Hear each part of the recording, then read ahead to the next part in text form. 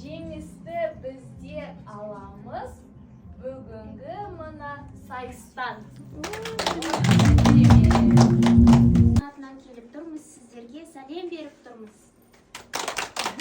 Енді біздің эмблемамыз туралы кішкене айтып өтсек, біздің эмблемамыз кел Сұлтан.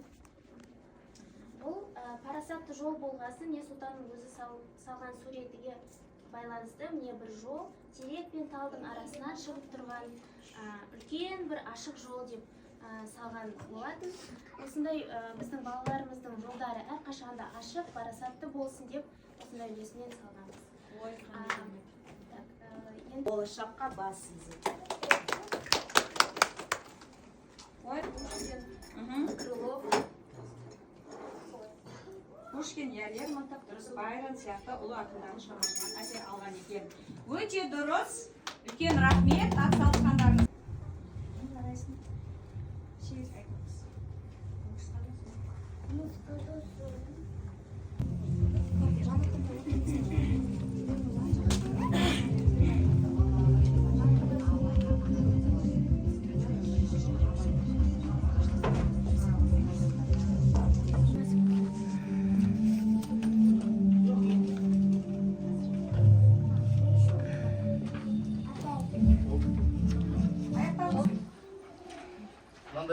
Ребуста не жасырылған екен, айта қойыңыз.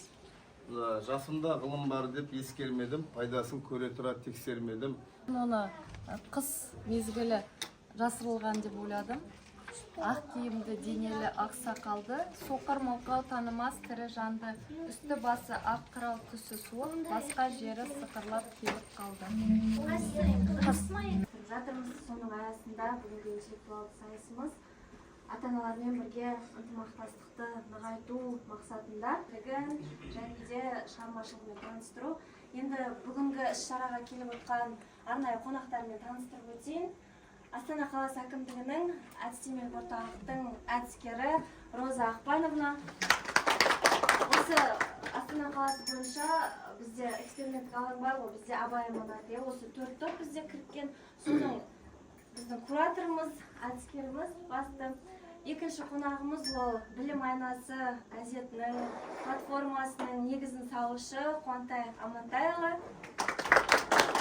Бар, соны видеодан көруге болады. Абай Құнанбаевтың мол да мағыналы мұрасы қаншама адамның шығармашылығына шабыт берген. Біздің отбасымыздағы бала тәрбиеленген елдің әсері мол.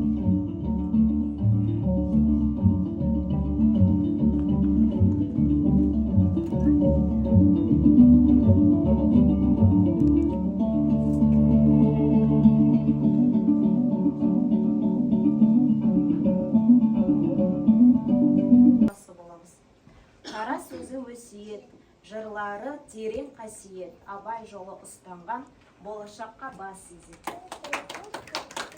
Өте дұрыс. 5-ші, Абайдың қара сөздер жинағында қанша сөз бар?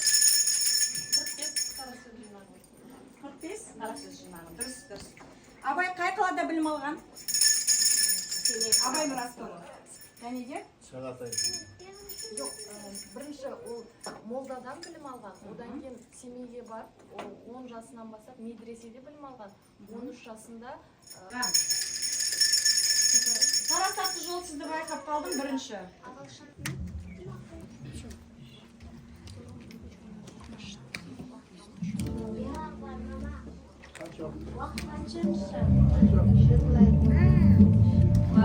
Уақыт 2 минут қана беріледі. 2 минуттың ішінде тездетіп орындаймыз.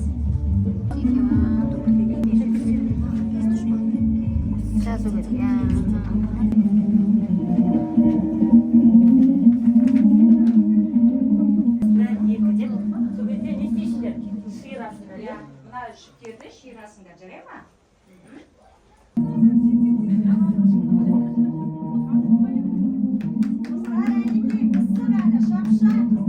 Қайрат ақыл жүрек үшеуі таласады ғой. Сол кезде екі мінезбен туады екен. Біреуі жалқау, жесем, ұйықтасам деген оймен туады екен, ал екінші... Ал Абай атамыз сонда сұрақ қояды, ақылға бет бұратын адам бар екен. Ол өте өзекті мәселе.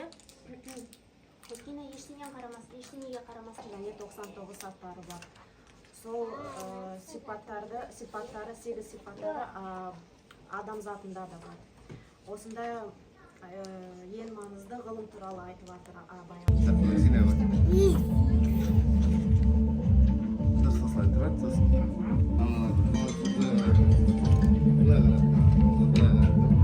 Бірінші болып аяқтады, қоңыраудан ұста болады. Керемет парасатты жол тобы бірінші болып аяқтады. Айта ғой. Сен қандай пазыл жинадың, сурет жинадың? Қандай мезгіл? Қандай мезгіл? Жаз суреті ма? Қандай бұл? Қыстың суреті. Асқан жері Сықырлап келіп қалды. Жарайсың. Екінші? Келесі болып ынтымақ тобы. Тұры қалмайды қыстың сызы, масатыдай құлпылар жердің дүзі. Жан жануар адамзат анталаса, ата-анада ержелер күн. Қалай азық табарым білмей.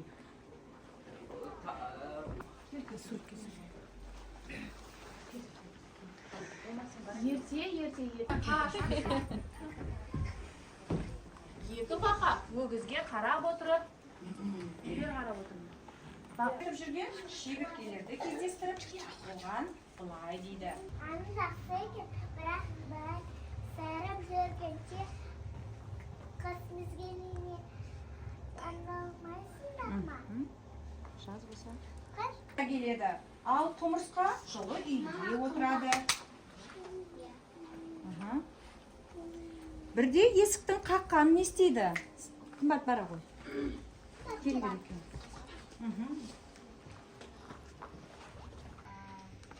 Көңілін түсіріп, бұл кетіп қазіргі өмірдегі сондай жағдайлар болды. Керісінше көрінсе дейді.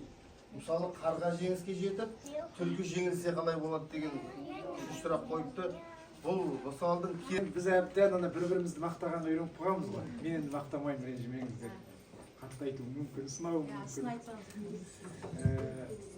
Негізі ұйымдастыруларыңыз жалпы мынау енді абай енді өте ұлы адам ғой, енді ол кісінің өзі әр сөзінің өзі даналыққа толы. Негізі жақсы ұйымдастыру. Кеша деп ойлаймын, басқа да қатысқан шығарсыздар, басқа балабақшалармен арасында болды осындай сайыстар. Сондықтан бұл да бір өте керемет іс-шара. Жайна ханымға үлкен рахмет, өзі ниет білдіріп, өзінің инициативасын осы балабақшада өткізіп жатқанына. Сіздерге де үлкен рахмет, жаңа айтып кетті ғой, Қуантай мырза. Бұл үлкен уақытты талап етеді, жұмыстарын тастап келе жатсыздар. Ол да оңай шаруа емес. Дегенмен бала үшін бәріміз осындай қадамдарға барамыз ғой. Сондықтан баланың тәрбиесіне жай қарамайтын заттарымызды көрсетіпті бұл. Бүгінгі шара өте сәтті өтті. Енді сайыс дегеннен кейін кішкене орындар беруге тура келді енді. Жаңа Қуантай